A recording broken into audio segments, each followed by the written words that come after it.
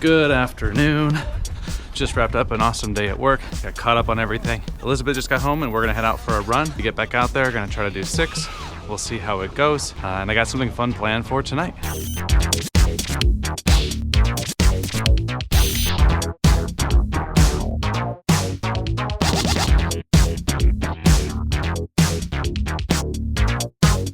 February 1st. We have made it to February. We are now 1 month into the new year. I wanted to take some time to review the resolutions that I set out for the year. I wanted to use these videos as a way to keep myself accountable throughout the year. At the beginning of each month, I want to pause and look and see if we're on track to meet those goals. If you want to go back and check out the video where we set the goals, here's the video from January 2nd. The 2016 Metrics for Success Review, February 1st edition.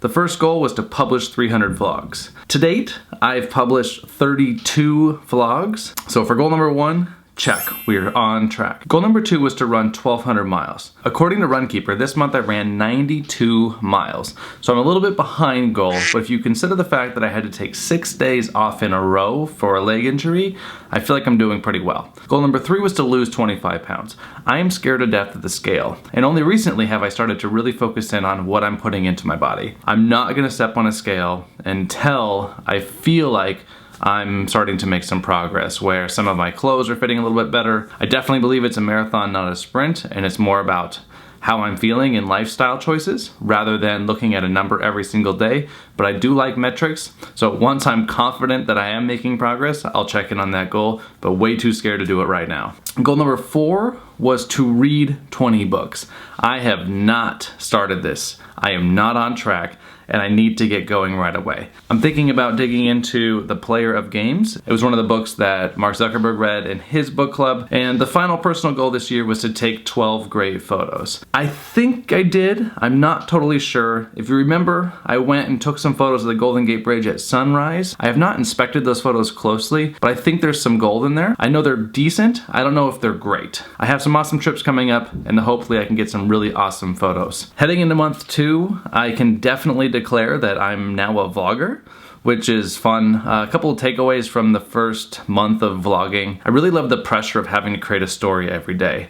I like the idea that, hey, regardless of what's going on, there needs to be some sort of narrative in here that completes that day. It gets me away from falling into the mundane and just going with the cycles. So I love the idea of that little pressure. Also, the need to edit every vlog every single day has gotten me away from worrying about a lot of the things that I used to worry about. Looking at social media and trying to keep up with everything. It's gotten me away from Facebook and Instagram and Twitter a little bit more. I go to social media more often for professional reasons rather than personal reasons. And also I love watching other creators.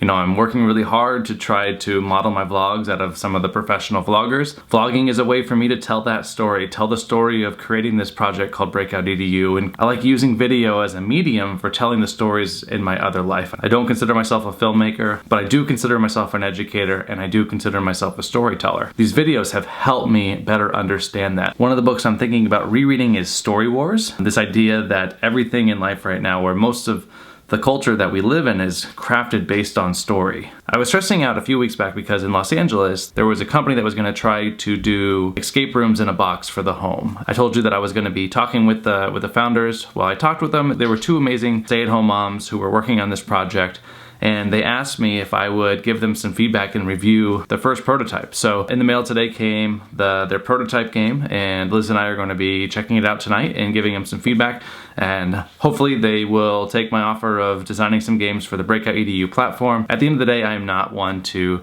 stress too much about competition like that. You know, even if there is a little bit of overlap, I think more generally speaking, awareness around this type of learning and this type of experiences is good for everyone.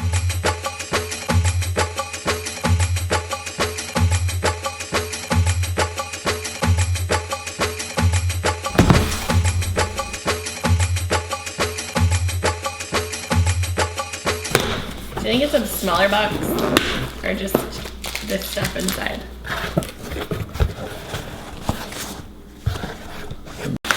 This is definitely like what I was thinking. Yeah. Somebody's hair. Oh, this is nice packaging. 19 puzzles, 3 locks, 1 hour to save your life. Brain Nut Brawn, you do not need to cut, tear, pinch, bite, claw, or generally destroy anything to complete your goal. This is a cooperative game, but for the sake of time, divide and conquer. I like that versus like that one escape room. Escape room in a box. The Werewolf Experiment. I like their logo.